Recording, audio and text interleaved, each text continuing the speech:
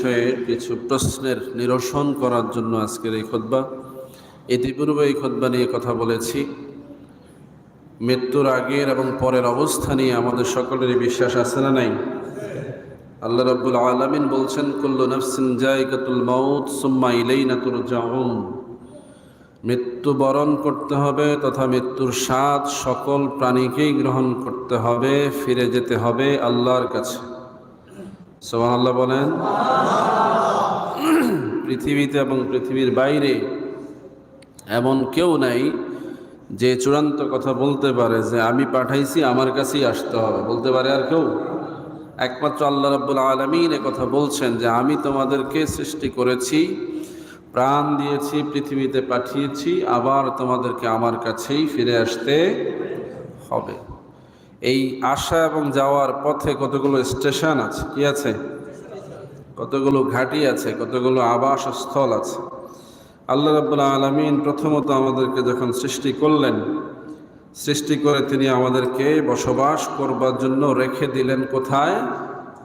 আলমে আরওয়াহে তথা রূহের জগতে। কোথায়? ওইটাও একটা জগৎ। পৃথিবী যেমন একটা জগৎ, রূহের জগৎটাও একটা জগৎ। ওটাকে আলম বলা হয়েছে, আলমে আরওয়াহ, যেখানে সব রূহেরা বাস করে। সেই জগৎটা এখনো আছে না নাই? আছে। সবচাইতে বড় জগৎটা কোনটা? রূহের জগৎ। রূহ সৃষ্টি থেকে শুরু করে একেবারে চূড়ান্তভাবে জান্নাতের শেষ তো নাই, আবাদুল আবাদ পর্যন্ত রূহের জগৎ। সুবহানাল্লাহ। এই কথাগুলো মাথায় নিতে হবে। আমরা এত বেশি ব্যাখ্যা করতে চাই না যাতে করে মানুষগুলো মুরতাদ হয়ে যায়। নিজেদের ধারণ ক্ষমতা অনুযায়ী চিন্তা করতে পারলে চিন্তার একটা সমাপ্তি পাওয়া যায়, কিন্তু যেই চিন্তাটা এত সুদূর প্রসারী, যেটা চিন্তা করে গোছানোর ক্ষমতা মানুষের নাই, ওই চিন্তা আমরা মানুষের বিবেকে দিতে চাই না। এজন্য আলেম ওলামারা খুব তমিজ করে কথা বলেন। কিন্তু ইদানিং কালে দেখা যায় যে এমন কিছু স্কলার শায়েখ বেরিয়েছে যারা মানুষের মনে এই বিষয়গুলো দিয়ে সমাধান না দিয়ে মানুষের মনে প্রশ্ন ঢুকাই দিচ্ছে, বলে নাউজুবিল্লাহ। এখন আপনি যদি আমার এই কথার সাথে বিতর্ক করেন, হুজুর আপনি বলছেন যে রূহের জগৎটা সবচাইতে বড়, এমনকি জান্নাত পর্যন্ত আবাদুল আবাদে পরিসীমা, তাইলে মাঝখানে যে আলমে বারজাখ, মাঝখানে যে আলমের জগৎ, যেটা আমাদের এই জিসমানি জগৎ, তাহলে এগুলো কি? প্রশ্ন আসবে না? হাকিকতটা বুঝতে হবে যে আল্লাহ রাব্বুল আলামিন রূহের জগৎ থেকে আপনাকে আবার কতগুলো জগতে ট্রান্সফার দিচ্ছেন, স্থানান্তর দিচ্ছেন, যেটাকে ইন্তেকাল বলে। কি বলে? স্থান পরিবর্তন করার সুযোগ দিচ্ছেন। ইন্তেকাল মানে মৃত্যু না, ইন্তেকাল মানে মৃত্যু না, মওত মানে মৃত্যু। কথা বুঝে আসছে কিনা? তো আল্লাহ বলছেন, আল্লাযী খালাকাল মাউতা ওয়াল হায়াতা লিয়াবলুয়াকুম আইয়ুকুম আহসানু আমালা, যে আমি তোমাকে জীবন এবং মৃত্যুর যে সীমা দিয়েছি, এর মাঝখানে আমি তোমাকে পরীক্ষা করব তুমি ভালো কাজ নেকামল করো কিনা। সুবহানাল্লাহ। এখন আমরা যারা মুসলমান, আমরা বিশ্বাস করি যে আমরা পৃথিবীতে আসার পরে আমাদের জন্ম, পৃথিবী থেকে চলে যাওয়ার সময় আমাদের মৃত্যু, এই হচ্ছে আমাদের পরীক্ষার জায়গা। এটা ঠিক নয়। এটা একটা আপাতকালীন পরীক্ষার জায়গা। এটা কি? আপাতকালীন। দেখেন, রূহের জগতে আল্লাহ যখন আমাদেরকে সৃষ্টি করলেন, সেখানে কি পরীক্ষা ছিল না? ছিল। আল্লাহ আমাদেরকে পরীক্ষা করলেন, আলাস্তু বিরাব্বিকুম। আল্লাহ প্রশ্ন করলেন। কি করলেন? পরীক্ষা মানে কি? প্রশ্ন না? তো আল্লাহ রূহের জগতে রূহকে প্রশ্ন করলেন, আলাস্তু বিরাব্বিকুম, আমি কি তোমাদের রব না? সেই দিনও আমাদেরকে পরীক্ষা দিতে হয়েছে, জবাব দিতে হয়েছে, ক্বালু বালা, হ্যাঁ আপনিই তো আমাদের রব। সুবহানাল্লাহ। তাহলে রূহের জগতেও পরীক্ষা ছিল কিনা? ছিল। আমাদের পৃথিবীর জীবনে জন্ম, যেটা মায়ের রেহিম থেকে আগমন বলা হয়েছে, এটাকে আমরা দুনিয়ার হালতে জন্ম বলি, কিন্তু রূহের জগতে আল্লাহ আমাদেরকে যখন প্রথম সৃষ্টি করলেন, সেটা আমাদের প্রথম জন্ম। কি বলেন ঠিক কিনা? তাহলে আল্লাহ রাব্বুল আলামিন কি শুধু দুনিয়ার পরীক্ষার কথা বলছেন না, আল্লাহ আপনাকে সৃষ্টির আদি থেকে অন্ত পর্যন্ত যত পরীক্ষা, সবগুলোর কথা বলছেন। সুবহানাল্লাহ বলেন। এবার আপনাকে আল্লাহ দুনিয়াতে পাঠিয়ে দিলেন, মায়ের রেহেমে আসার আগে মায়ের গর্ভে আপনাকে লালন পালন করলেন। সুবহানাল্লাহ। কাকে লালন পালন করলেন? আপনাকে। তো আপনি যদি জন্মই গ্রহণ না করেন, আপনাকে লালন পালন কেন করবে? সুবহানাল্লাহ বলবেন না? তার মানে আপনাকে আল্লাহ রাব্বুল আলামিন রূহ হিসাবে যখন সৃষ্টি করেছেন, তখন থেকে আপনার লালন পালন শুরু হয়ে গেছে। এবার আল্লাহ রূহটাকে দিলেন কোথায়? মায়ের গর্ভে। কখন দিলেন? বাবা মায়ের বীর্যের সংমিশ্রণে যখন সেখানে রক্তপিণ্ড তৈরি হলো, রক্তপিণ্ড থেকে মাংসপিণ্ড হলো, মাংসপিণ্ডের মধ্যে যখন হাড্ডি আসলো, 120 দিন পরে তথা 43 দিন অতিবাহিত হওয়ার পরে আল্লাহ রাব্বুল আলামিন মায়ের রেহেমের মধ্যে ফেরেশতা পাঠাইয়া সেখানে রুহুটা ফুঁকে দিলেন। সুবহানাল্লাহ। এই রুহুটাকে ট্রান্সফার করে এবার কোথায় দিলেন? রুহের জগৎ থেকে মায়ের রেহেমের জগতে দিলেন। এটাকে আলমে রেহেম বলে। এই মায়ের রেহেমের যে জগৎ, এটাও একটা জগৎ। এই জগৎটাও আপনার একটা সময় নিয়ে আপনাকে বসবাস করতে হয়েছে। সেখানে আল্লাহ রাব্বুল আলামিন দেখেন আপনার জন্য পরীক্ষা রেখেছেন। কিভাবে? আল্লাহ রাব্বুল আলামিন প্রিয় হাবিব বলছেন, ওই রুহের যখন ফুঁকে দেয়া হচ্ছে তখন সেখানে ফেরেশতা গিয়ে 4টা জিনিস নির্ধারণ করে দিচ্ছেন। বলি সুবহানাল্লাহ। ওই রুহের সাথে তার জীবনের 4টা জিনিসকে সেখানে যুক্ত করে দিচ্ছেন। ওয়া আমালিহি ওয়া আজালিহি ওয়া মাউতিহি ওয়া মাদজাইহি ওয়া রিজকিহি। বলা হচ্ছে যে তার রিজিক কি হবে এটা সেখানে দেওয়া হচ্ছে, তার হায়াত কি হবে সেটা সেখানে লেখা হচ্ছে, তার আমল কি হবে সেটা সেখানে লেখা হচ্ছে, তার অবস্থান পৃথিবীতে তার ক্রিয়াকর্মটা কেমন হবে এটাও সেখানে উল্লেখ করা হচ্ছে। সুবহানাল্লাহ। যখন আপনাকে এগুলো দেয়া হলো, আপনার রুহের মধ্যে, মায়ের রেহেমের মধ্যে যখন আপনার এই বিষয়গুলো যুক্ত করে দেয়া হলো, সেখানেও একটা পরীক্ষা আছে না নাই? এই সন্তান মাহের রেহেমকে পার করে পৃথিবীতে আসতে পারবে কি পারবে না, তারও একটা ডিসিশন সেখানে আছে না নাই? অনেক সন্তান মায়ের রেহেম থেকে আবার হারিয়ে যাচ্ছে, আর পৃথিবীতে আসার সুযোগ হয় না। অনেক রুহুটা মায়ের রেহেম থেকে পৃথিবীতে আসার সাথে সাথেই চলে যাচ্ছে, আর তার পৃথিবীতে বসবাস করার সুযোগ হয় না। ওই জায়গায় আল্লাহ নির্ধারণ করে দিচ্ছেন তার জন্য পরীক্ষাগুলো। সে কি রেহেম থেকেই হারিয়ে যাবে, না পৃথিবীতে আসতে পারবে? পৃথিবীতে আসার পরে আল্লাহ রসুল বলছেন, কুল্লু মাউলুদুন ইউলাদু আলাল ফিতরাত। প্রত্যেকটা প্রাণ পৃথিবীতে আগমন করে তার নির্দিষ্ট যে ফিতরাত, তার যে আদত, আল্লাহ রাব্বুল আলামিন তাকে যেই সত্তার উপরে সৃষ্টি করেছেন সেই মুসলমানিয়তের উপরে জন্মগ্রহণ করে। সুবহানাল্লাহ। পৃথিবীতে এমন কোন রূহ জন্মগ্রহণ করে না যে অমুসলমান। কথা বুঝতেছেন? এগুলো অনেক হাই থট কথা, আপনাদের ব্রেনে দিতে চাচ্ছি না, কিন্তু আপনারাও বোঝেন। সাথে সাথে এই কথাগুলো বাইরে প্রচার হচ্ছে, কিছু আলেমদের জবাব হচ্ছে যারা এই বিষয়গুলো নিয়ে ফিতনা করেন। আল্লাহ আমাদেরকে হেফাজত করেন, সকলে বলে আমিন। এবার পৃথিবীর জমিনে আল্লাহ রাব্বুল আলামিন আপনাকে পাঠিয়ে দিলেন, এখানেও আপনার জন্য পরীক্ষা আছে না নাই? আল্লাহ বলছেন, ওয়ালা নাবলুওয়ান্নাকুম বিশাইয়্যিন মিনাল খাউফি ওয়াল জু'i ওয়া নাকসিম মিনাল আমওয়াল ওয়াল আনফুসি ওয়াস সামারাত। যে আল্লাহ রাব্বুল আলামিন তোমাকে রূহের জগৎ থেকে দুনিয়ার জমিনে পাঠিয়েছেন, এখানে আসার পরে আল্লাহ তোমাকে বিভিন্নভাবে পরীক্ষা করবেন। কি পরীক্ষা করবেন? যে আল্লাহ রাব্বুল আলামিন তোমাকে বিভিন্ন সময়ে ভয় দিবেন। বিশাইয়্যিন মিনাল খাউফ, বিভিন্ন বিষয়ে ভয় সৃষ্টি করে দিবেন। এরকম ভয়ের কারণ আছে না নাই? নানান ভয়ের কারণ পৃথিবীতে আছে, যে ভয়গুলো আমাদের সামনে আসলে আমরা ভীত সন্ত্রস্ত হয়ে আল্লাহর দিকে ধাবিত হই। সুবহানাল্লাহ। ওয়ানাকসিম মিনাল আমওয়াল, বলছেন তোমার যে সম্পদ মালামাল এগুলোর মধ্যে নোকসান দিয়ে দিবে।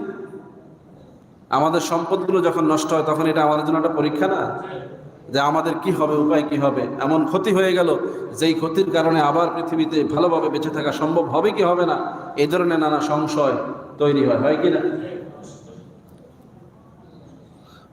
ওয়াল আনফুসি ওয়াস সামারাত, আল্লাহ বলছেন তোমার আনফুস মানে তোমার নফসের উপরে ক্ষতি দিয়ে দিবে। নফস মাঝে মাঝে এমন বিপদে পড়ে যায় যে প্রাণ নিয়ে টানাটানি, আহা বাঁচবে কি মরবে, কি বলার আছে না? এমন রোগ, এমন মুসিবত যে নফস চিন্তা করতেছে, হ্যাঁ আমার নফস মানে এই আত্মা, কল্ব, এটা শরীরে টিকবে কিনা, এরকম ভয়াবহ মুসিবত। সেই সময় আল্লাহ বলছেন পরীক্ষা। ওয়াল আনফুসি ওয়াস সামারাত, এবং তোমাদের যে ফল ফলাদি রিজিকের যে ব্যবস্থা, যেগুলো খাও তোমরা, এগুলো নষ্ট করে দেবে। রিজিক নষ্ট হইলে মানুষ বেশি পেরেশান হয়ে যায়, যে হায় হায় রিজিকের ব্যবস্থা না থাকলে খাবো কি, বাঁচবো কিভাবে। মানুষের কমন কনসেপ্ট যে না খেলে মানুষ বাঁচে না, এটাই বাস্তবতা। না খেলে কেউ বাঁচে না, কিন্তু আল্লাহ চাইলে খাওয়াতে পারেন, আল্লাহ চাইলে খাওয়াইতে পারেন। এখানে বাঁচার প্রশ্ন আসবে না, মৃত্যু না দিলে কেউ মরে না, সহজ কথা।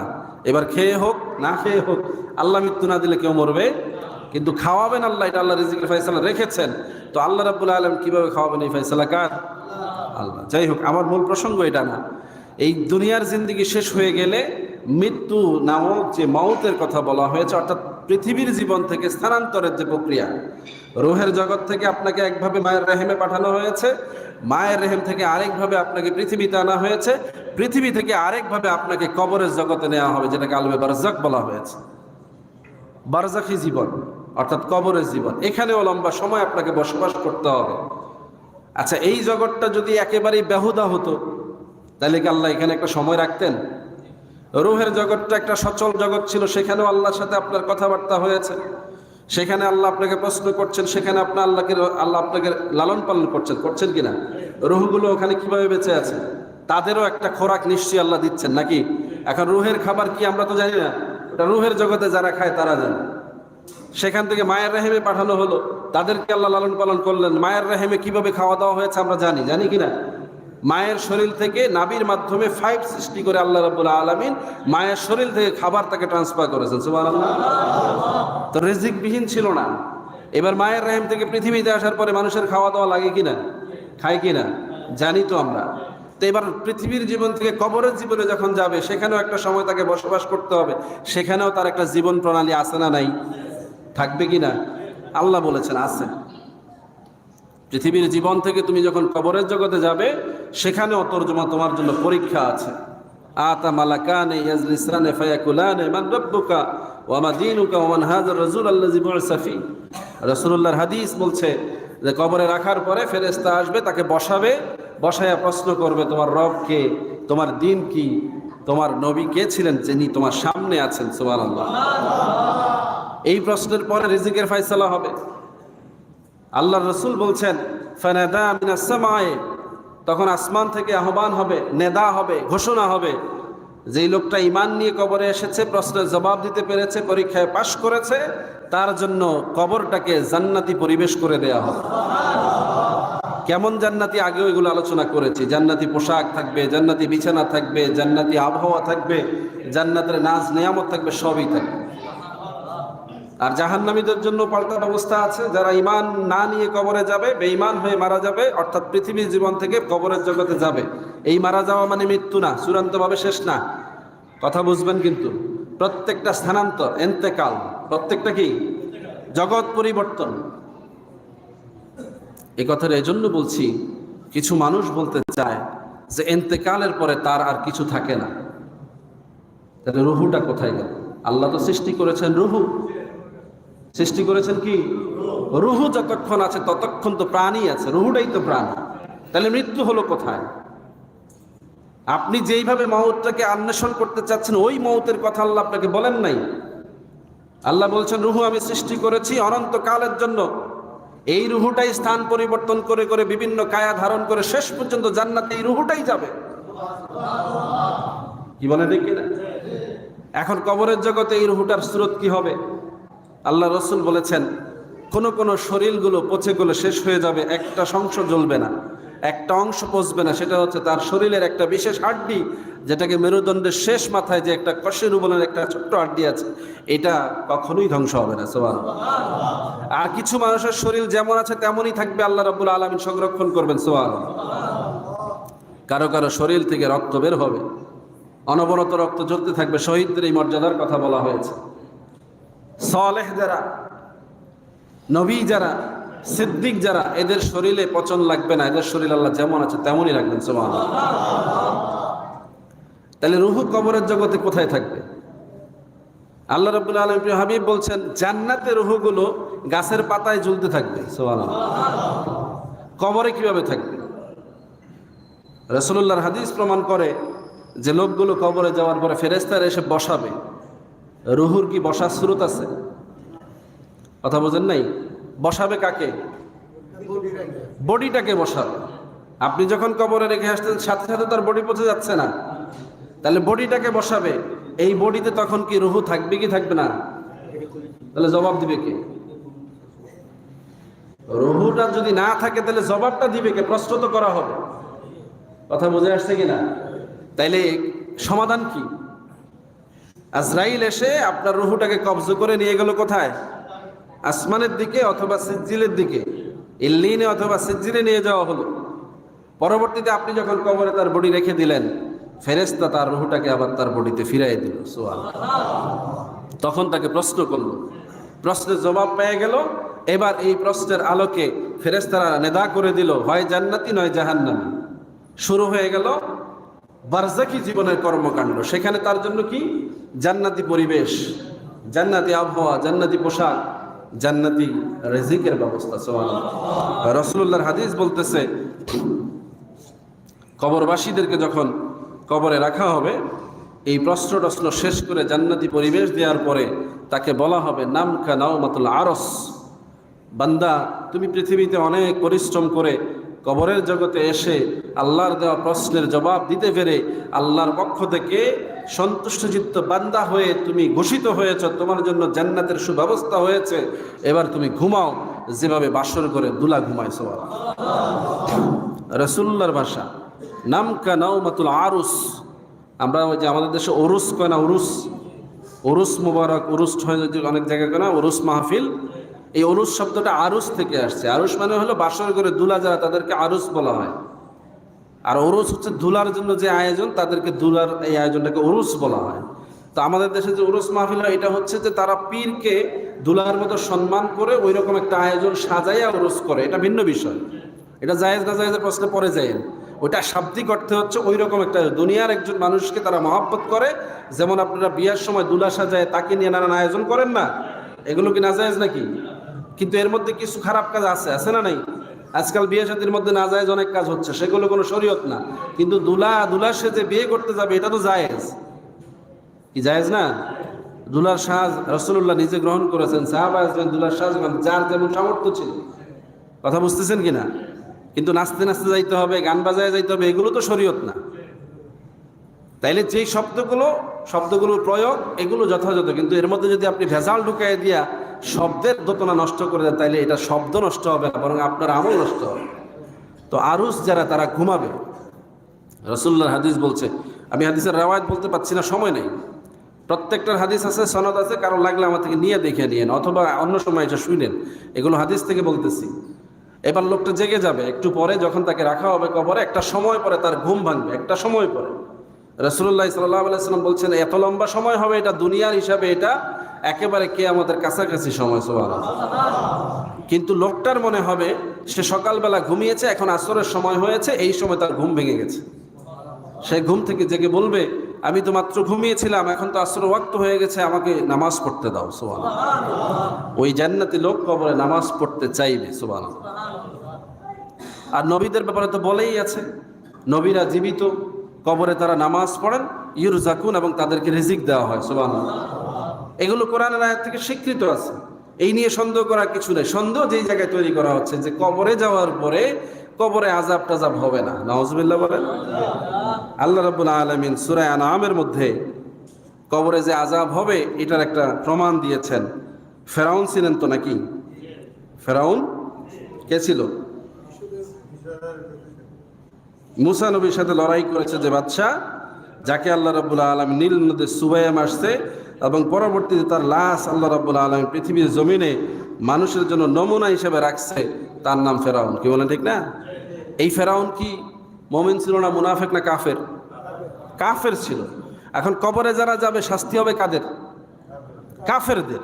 মৃত্যু তথা পৃথিবীর জীবন শেষ হয়ে গেলে বারজাকি জীবনে যারা যাবে তাদের শাস্তি হবে। এখন এই ফেরাউনের লাশ তো কবরে নাই, কোথায় আছে? প্রকাশ্যে আছে, কিন্তু সে জীবিত নাই, তথা দুনিয়ার হালতে নাই, আছে কোনটা? বারজাকি হালে। এখন তার আযাব হচ্ছে কি হচ্ছে না? আল্লাহ কোরআনে বলছেন সূরা আনআমের মধ্যে 93 নম্বর আয়াতে যে আল্লাহ রাব্বুল আলামিন ফেরাউনকে সকাল এবং সন্ধ্যা আযাবের সম্মুখীন করতেছেন বলে। সুবহানাল্লাহ। পৃথিবীর শ্রেষ্ঠ বিজ্ঞানীরা প্রতিদিন ক্যামেরা লাগায় এই ফেরাউনের লাশ মুবারক নিয়া, নাউযুবিল্লাহ, মুবারক কইলাম এই জন্য যে আল্লাহ এটাকে বিশেষ কায়দা সংরক্ষণ করেছেন, এটা আল্লাহর কুদরত। এই লাশটাকে তারা মনিটরিং করতেছে যে কোন সময় কেমনে আযাব হয় একটু দেখি। আচ্ছা, বারজাকি জীবনের কোনো বিষয় দুনিয়ার স্রোতে দেখা সম্ভব হবে না, কিন্তু আল্লাহ বলেছেন সকাল এবং সন্ধ্যা তাদেরকে আযাব দেয়া হয়।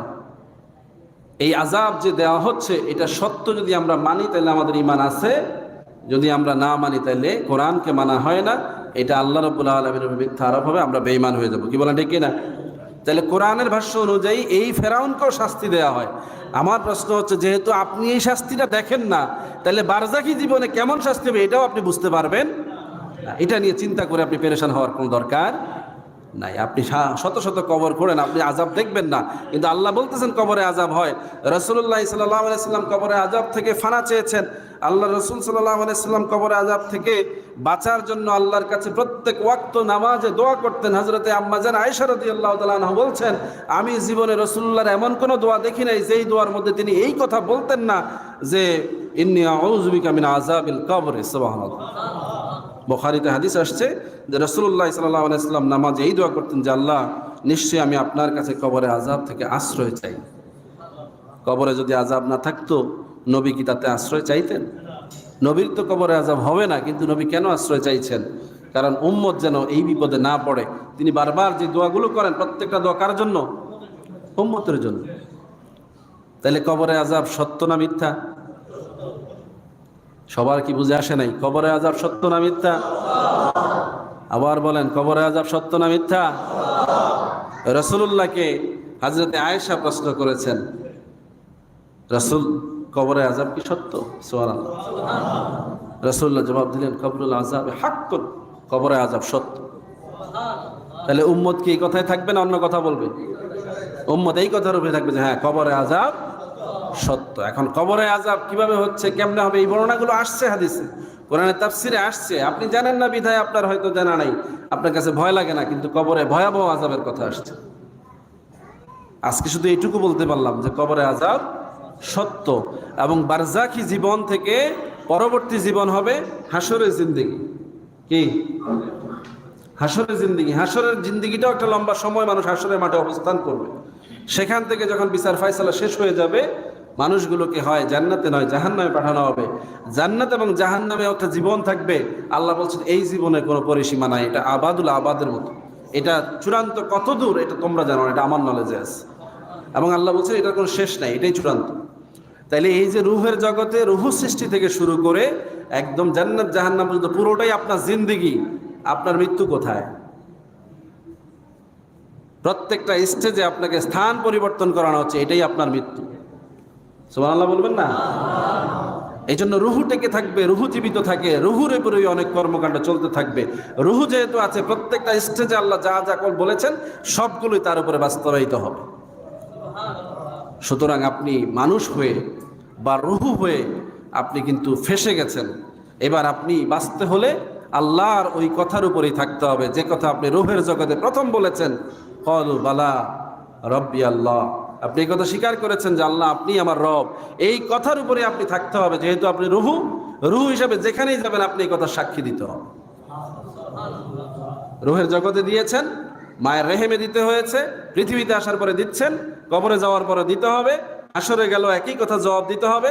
আল্লাহ রাব্বুল আলামিন প্রশ্ন করবেন, লিমালিন মুলকুল ইয়াউম, কিয়ামতের ময়দানে বলবেন সব বিচার শেষ, সমস্ত জমিন ধ্বংস করে দিয়ে সব ফানা হয়ে যাওয়ার পরে বিস্তীর্ণ জমিন, এখানে আর কেউ নাই, কোনো মানুষও নাই, কোনো ধরনের ইমারত, কিচ্ছু নাই। এবার আল্লাহ দাঁড়ায়া দাঁড়ায়া বলতেছেন, আনা জাব্বারুন আনা কাব্বারুন, এবং বলতেছেন এখন কোথায় সেই জাব্বারেরা, এখন কোথায় মুতাকাব্বিরেরা, যারা দুনিয়াতে অহংকার করতো, দেমাগ দেখাইতো, তারা এখন কোথায়? আল্লাহ এইভাবে জমিনকে প্রশ্ন করবেন, লিমানিল মুলকুল ইয়াউম, আজকের দিনে রাজাকে, অধিপতিকে, মালিককে? জমিন সেদিন জবাব দিবে লিল্লাহিল ওয়াহিদিল কাহ্হার, চূড়ান্তভাবে প্রভাবশালী আল্লাহ, আপনি ছাড়া আর কেউ না। সুবহানাল্লাহ। তো রূহের জগতের থেকে আপনি যখন কবরের জগৎ শেষ করে যখন হাসরের জগৎ যাবেন, সেখানেও প্রশ্নের সম্মুখীন হতে হবে। হাসরের মাঠে আপনাকে বলা হবে, ইকরা কিতাবাকা কাফা বিকা নাফসিকা আল-ইয়াওমা আলাইকুম হাসিবা। আপনাকে আমলনামা দেওয়া হবে, বলবে এটা পড়ো, পড়ে তুমি তোমার রায় দাও। জবাব দিয়ে আছে না নাই? পরীক্ষা আছে না নাই? হাসরের ময়দানেও একদল মানুষের সুরত কেমন হবে, শাস্তি কেমন হবে, শান্তিটা কেমন হবে। জান্নাতের বিছানা সেখানে থাকবে না, কিন্তু আরশের ছায়া থাকবে, হাউজে কাউসারে পানি থাকবে, সেখানে মানুষের জন্য মিজানের পাল্লা থাকবে, ফুলসিরাত থাকবে, নানান প্রেক্ষাপট আছে না নাই?